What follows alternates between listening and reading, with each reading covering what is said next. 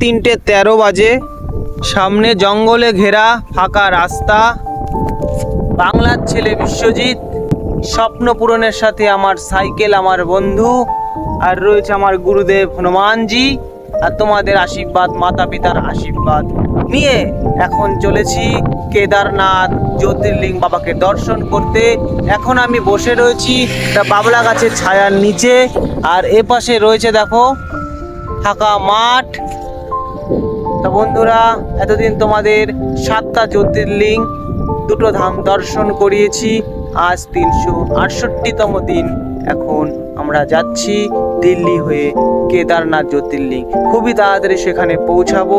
শুধু তোমাদের আশীর্বাদ, তোমাদের ভালোবাসা, তোমাদের সাপোর্ট যদি পাই তাহলে আরও খুব সুন্দর হয়ে যাবে এই যাত্রাপথ। তা বন্ধুরা, তোমাদের আগে বলেছিলাম আমি যে তোমরা যদি শেয়ার করো তাহলে হয়তো কোনো বাঙালি দাদা ভাইয়ের কাছে ভিডিওটা গিয়ে পৌঁছাবে এই উত্তরপ্রদেশে থাকা, এবং সেখানে থাকতে পারবো।